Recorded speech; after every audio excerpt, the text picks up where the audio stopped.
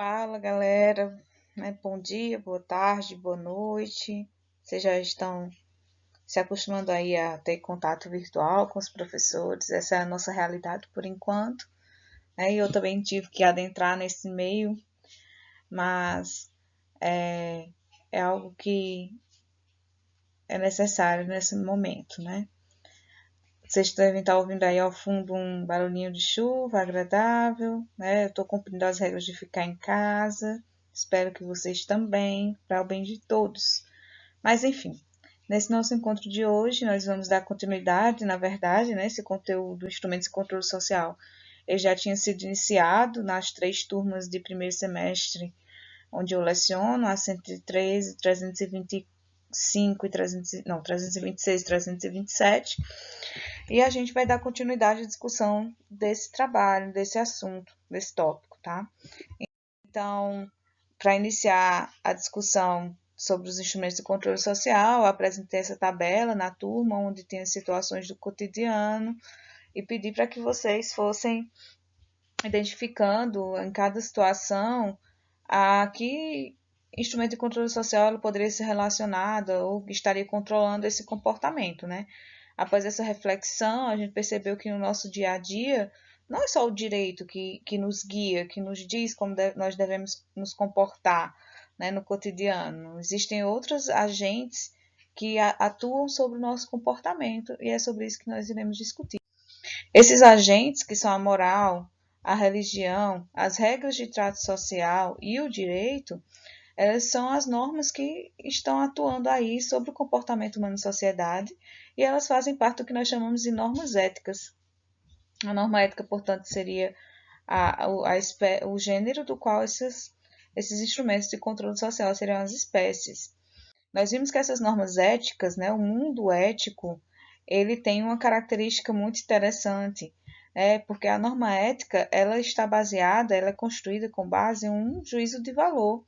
Então, toda sociedade ela vai ter, né, os seus valores, suas finalidades, né? A gente já discutiu sobre isso, que é a questão da axiologia e da teleologia de cada grupo, e, portanto, os seus mandamentos, as suas diretrizes de comportamento, né? Então, essa diretriz que ela indica para o sujeito que está numa sociedade, numa coletividade, ela está no âmbito do dever ser. Não é como no juízo de realidade, onde eu tenho uma constatação dos fenômenos, onde havendo um determinado estímulo, necessariamente eu terei uma consequência, uma prestação. No âmbito das normas éticas, a gente tendo um estímulo, a gente espera que haja aquela prestação. Então, é um dever ser, uma expectativa de comportamento.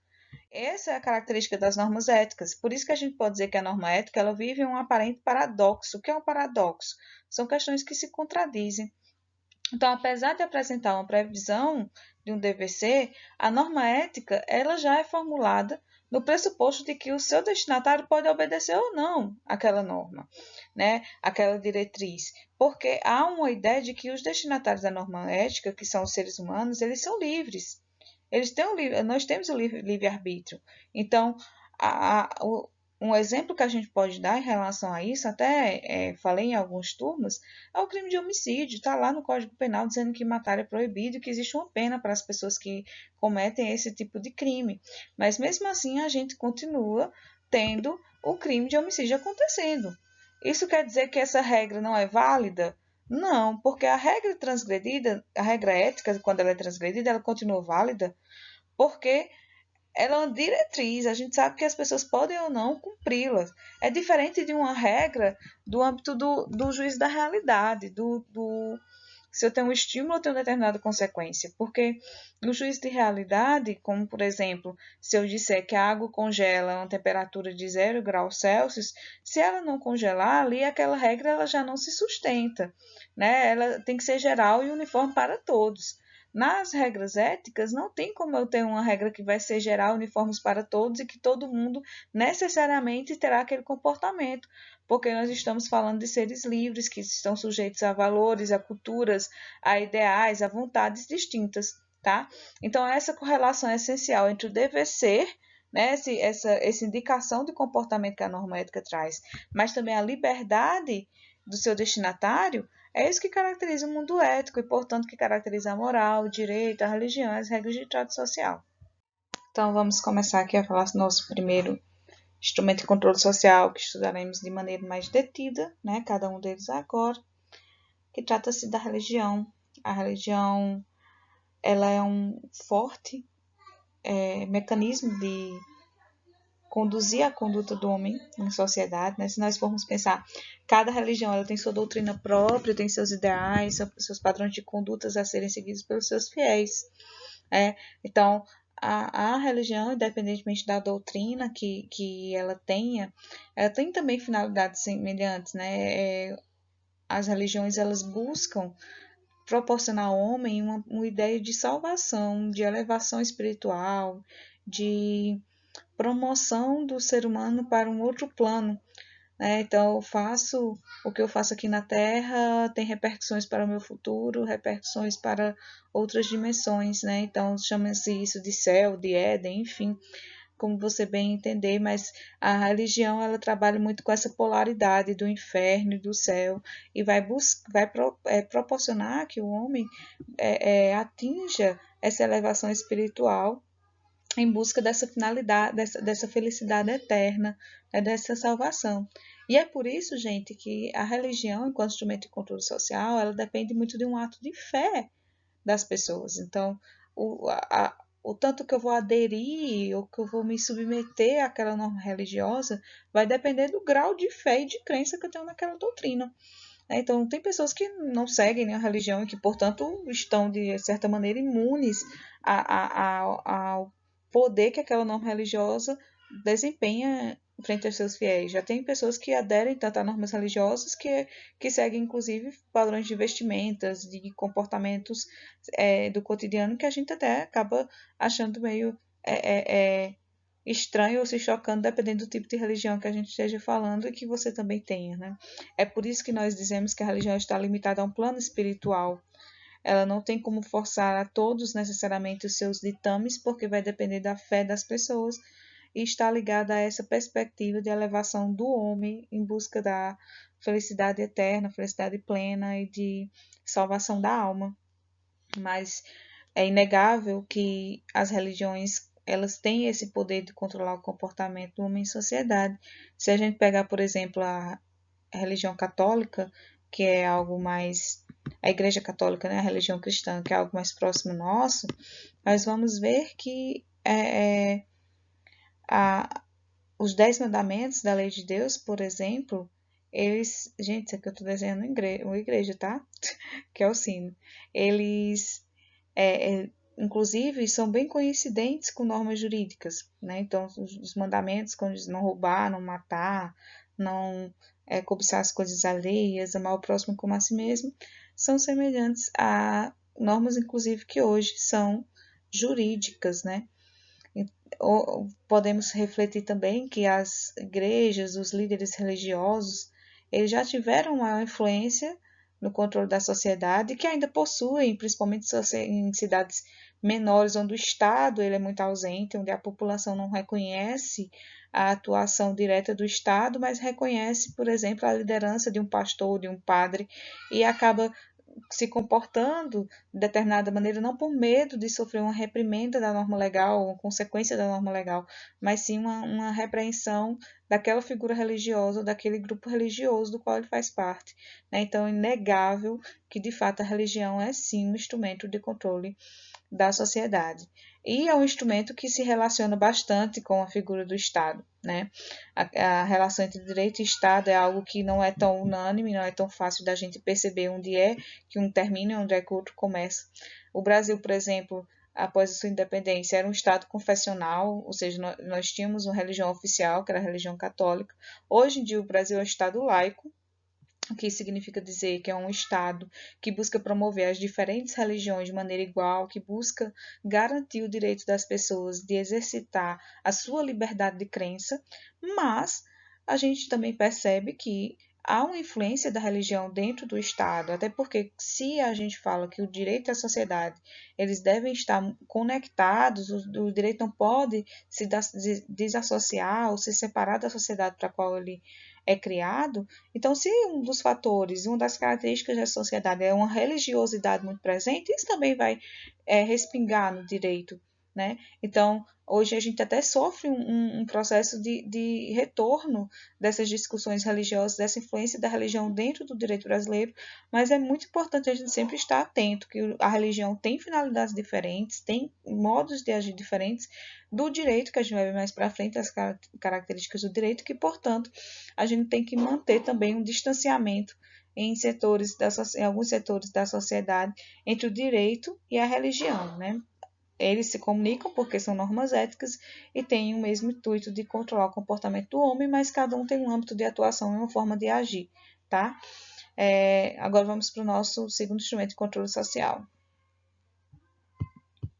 O próximo instrumento de controle social que a gente vai falar são as regras de trato social, que é um instrumento de controle social, assim, que a gente pode dizer que guia o nosso comportamento, mas que não de maneira tão profunda. Todos nós estamos sujeitos a eles, são regras mais simples, mais gerais, de cordialidade, etiqueta, protocolo, regras de cerimonial, então, trajes que você deve usar em determinada situação, cumprimentos que você dá às pessoas, o bom dia, boa noite, que a gente utiliza como uma maneira de amortecer o convívio social. Como assim amortecer o convívio social? Né? Essas regras de trato social, como o próprio nome diz, elas ajudam a você a tratar com as pessoas, a você saber se comportar nos espaços, mas de uma maneira mais superficial, seguindo as regras básicas de protocolo, de etiqueta, como apertar as mãos, como uma maneira de sentar, bater palmas em determinada ocasião, né, nos momentos adequados.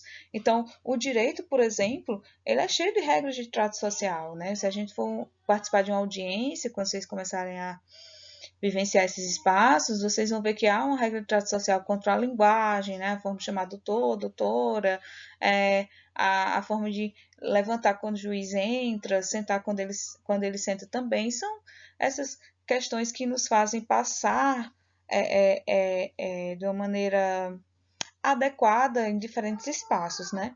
Então, um conceito trazido por Paulo Nader para a ideia de instrumentos de regras de trato social é esse, né? São os padrões de conduta social elaborados pela sociedade que não resguardam o interesse de segurança do homem. Por isso que eles não são tão profundos nem importantes como a moral, por exemplo, porque são mais superficiais no nosso comportamento.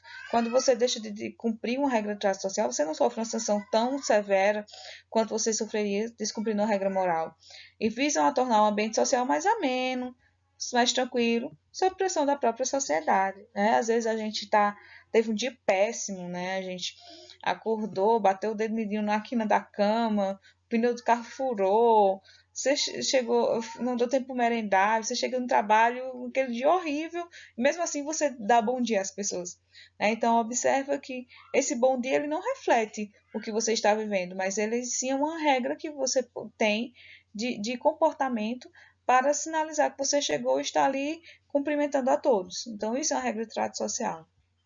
Tá? Essas regras de trato social, portanto, vão ter como características que são sociais, né? Então, a gente utiliza para conviver socialmente. São exteriores, não somos nós que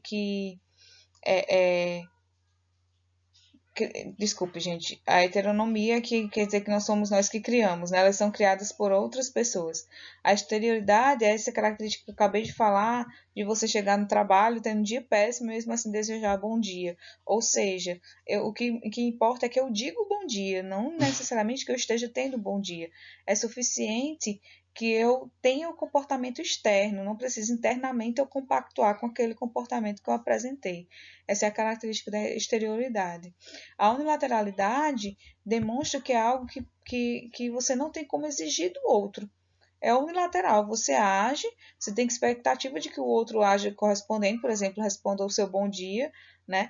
E se essa pessoa não responder, você tem como exigir que ela cumpra com esse comportamento, com essa previsão? Não. Então é algo unilateral. Heterônomo. Não somos nós que criamos, por exemplo, na nossa cultura, que o aperto que para você cumprimentar uma pessoa quando você conhece, você tem que dar um aperto de mão, né? E mesmo assim, você segue essa norma. Não, as regras de trato social, diferente da moral, como nós vamos ver, elas não são regras autocriadas, não é o sujeito que as determina, a sociedade é que produz.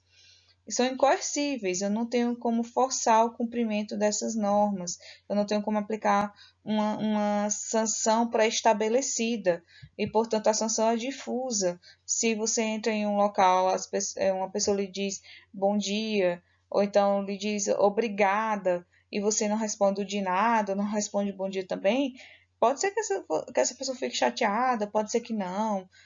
Pode ser que os outros digam que você é uma pessoa antipática, pode ser que não. Então, não tem muito claro qual é a consequência que você sofrerá de você não cumprir uma regra de trato social.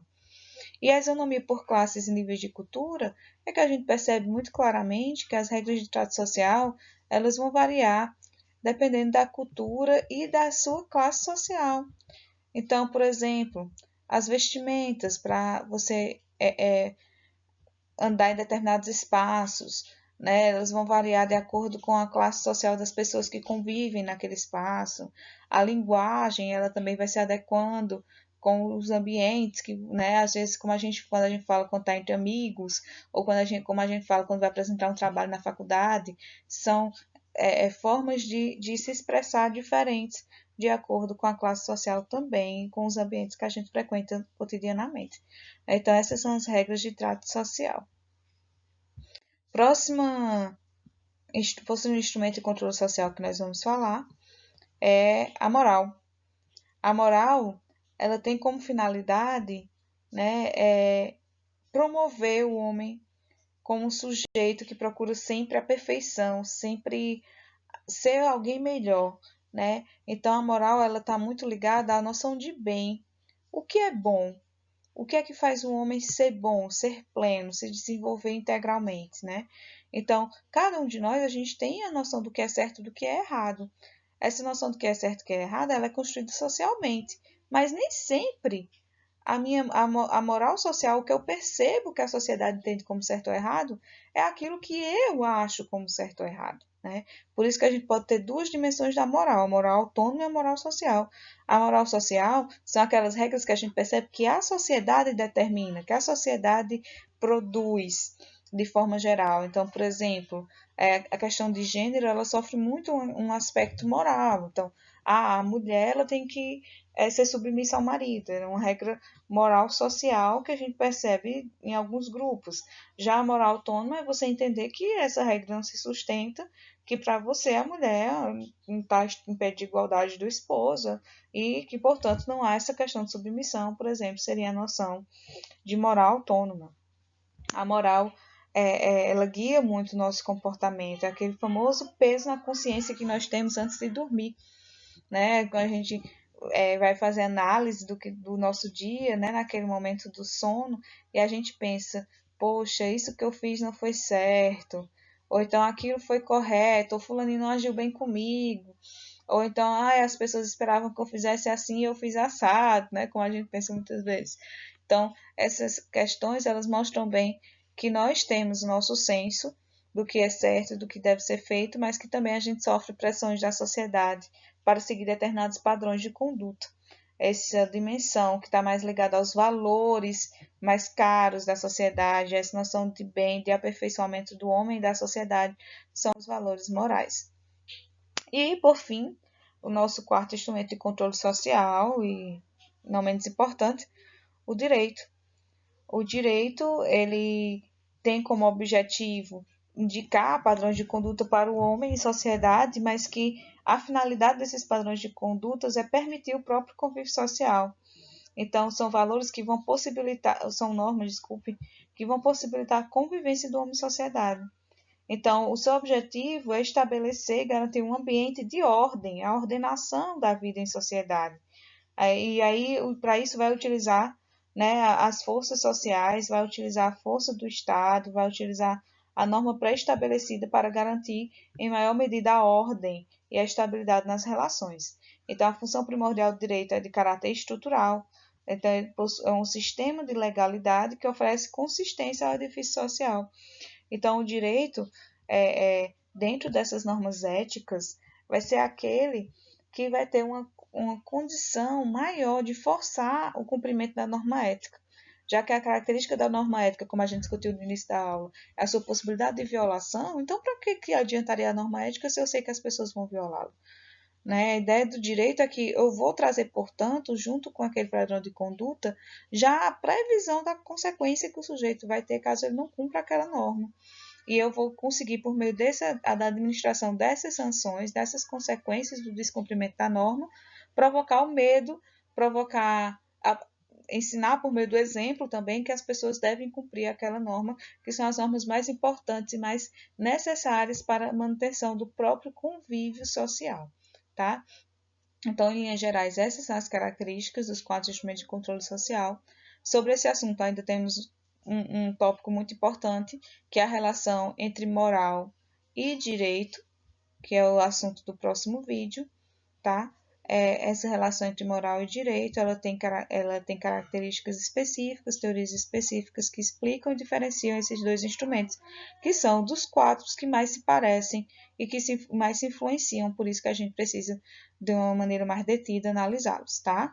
Então, por enquanto, ficamos por aqui. As relações entre direito e moral, que é o nosso próximo assunto, vai ficar para o próximo vídeo. Um forte abraço a todos, espero que vocês tenham entendido, que tenha sido esclarecedor. Beijo!